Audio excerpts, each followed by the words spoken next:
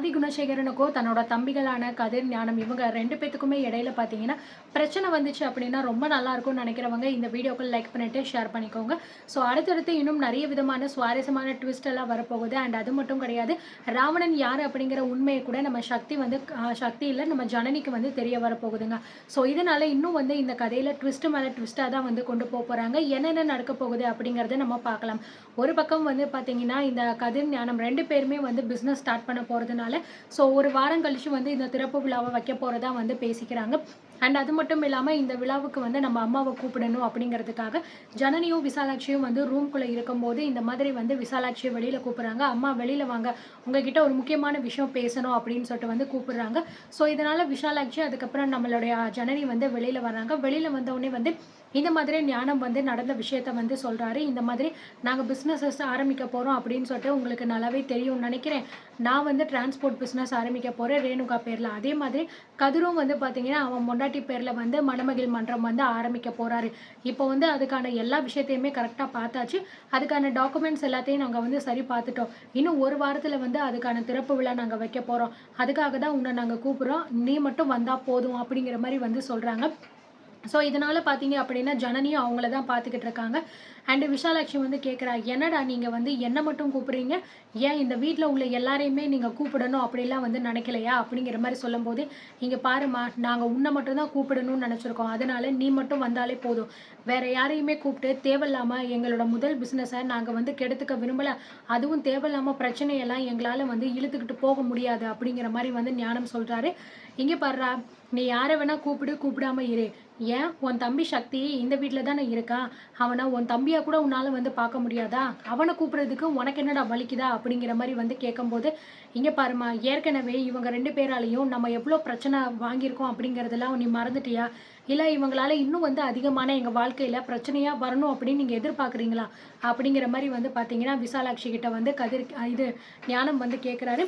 எங்களால் அப்படி என்ன உங்களுக்கு பிரச்சனை வந்துருச்சு, என்ன பிரச்சனை வந்துச்சு, நீங்கள் எதுக்கு இப்படி பேசிக்கிட்டு இருக்கீங்க அப்படின்னு நம்ம ஜனனி சொல்லும்போது, ஜனனி நீ சும்மாரு, நான் பேசிக்கிறேன்.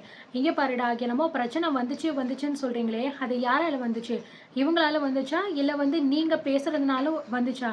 கொஞ்சம் யோசிச்சு பாருங்க அப்படிங்கிற மாதிரி சொல்லும்போது, இங்கே பாருமா, இப்போ நான் அதை பற்றிலாம் எதுவுமே பேச விரும்பலை. இந்த மாதிரி நாங்கள் பிஸ்னஸ் ஆரம்பிக்க போகிறோம். அதுக்கான திறப்பு விழா இன்னும் ஒரு வாரத்தில் இருக்குது. நீ வந்து எங்களுக்கு ஆசீர்வாதம் பண்ணால் நல்லா இருக்கும்னு நாங்கள் நினைக்கிறோம். அதை சொல்கிறதுக்காக தான் உன்னை கூப்பிட்டோம்மா. மற்றபடி வேறு எதுவுமே கிடையாது அப்படின்னு சொல்லும்போது, ஆமாம், இந்த விஷயத்த நீங்கள் மட்டும்தான் சொல்கிறீங்களா இல்லை உங்கள் பொண்டாட்டிகளும் இதுக்கெல்லாம் சம்மதம் தெரிவிச்சிட்டாளுகளா அப்படிங்கிற மாதிரி விசாலாட்சி கேட்குறாங்க. அத்தை, இப்போ எதுக்கு தேவையில்லாமல் நீங்கள் எங்களெல்லாம் வந்து இழுத்துக்கிட்டு இருக்கீங்க? இந்த பிஸ்னஸை நாங்களாக வந்து ஆரம்பிக்க போகிறோம்.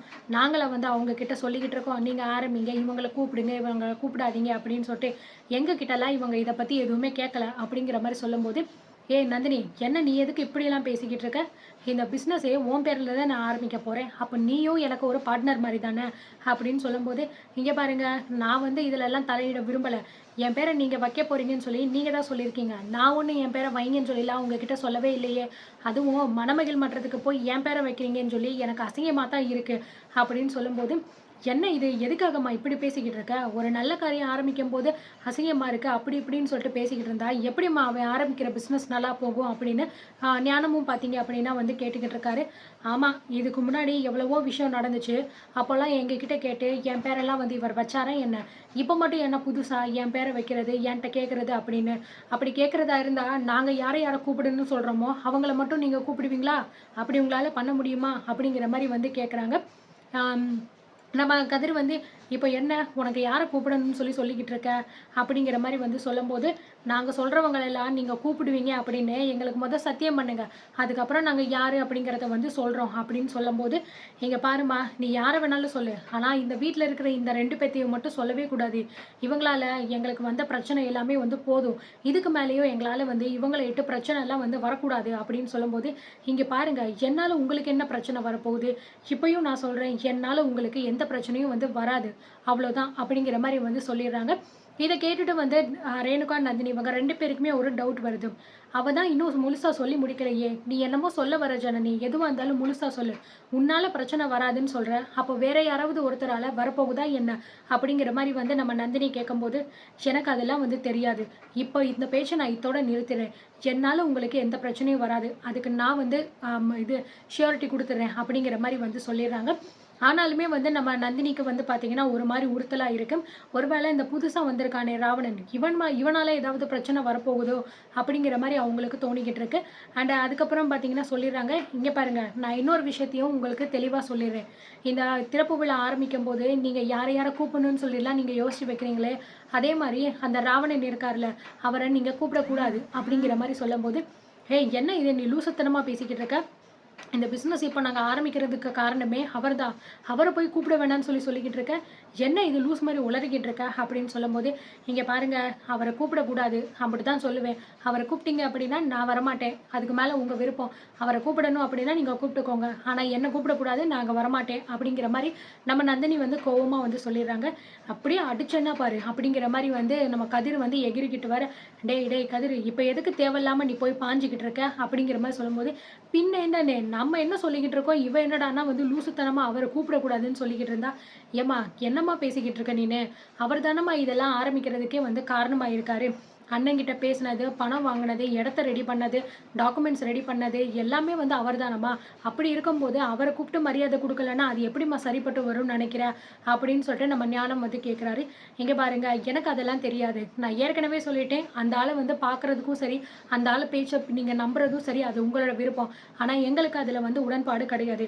ஏற்கனவே அந்த ஆளு நம்ம வீட்ல வந்து சும்மா சும்மா வந்து உட்காந்துக்கிட்டு இருக்காரு. என்னமோ இந்த வீட்டுக்கும் அவருக்கும் வந்து பல வருஷத்து பந்தம் இருக்கிற மாரியும், ஆனா ஊனா வராரு, ஹால்ல உட்காந்துக்கிறாரு, என்னென்னமோ பேசுறாரு. அதையுமே நீங்க எல்லாருமே வந்து கேட்டுக்கிட்டு இருக்கீங்க. நாங்க எதுவுமே அத பத்தி பேசல அப்படிங்கிறதுனால, அப்படியே விட்டுட்டோம் அப்படின்னு மட்டும் நெனச்சுக்கிட்டு இருக்காதீங்க. எங்களுக்கு அவர் இங்க வர்றதும் புடிக்கல. அதே மாரி அவர் வந்து திறப்பு விழாவுக்கு வந்தாரு அப்படின்னா, நான் வரமாட்டேன். இது என்னோட முடிவு. நான் சொல்லிட்டேன் அப்படிங்கிற மாரி நந்தினி வந்து ரொம்பவே வந்து தன்னோட முடிவுல ஸ்ட்ராங்கா வந்து இருக்காங்க.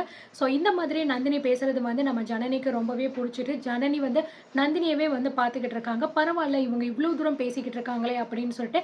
அதுக்கப்புறம் இந்த விஷயத்த வந்து பார்த்தீங்கன்னா, ஆதி குணசேகரன் காதுக்கு வந்து கொண்டு போறாங்க. ஸோ ஆதி குணசேகரன் வந்து, "என்னம்மா என்ன பேசிக்கிட்டு இருக்கீங்க நீங்க?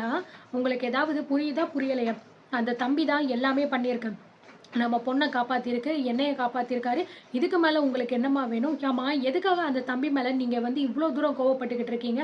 அப்படி என்னம்மா உங்களுக்கு துரோகம் பண்ணிட்டாரு?" அப்படின்னு வந்து ஆதி குணசேகரன் கேட்கும்போது, அவங்க எதுவுமே பதில் சொல்லாம வந்து நின்னுகிட்டு இருக்காங்க.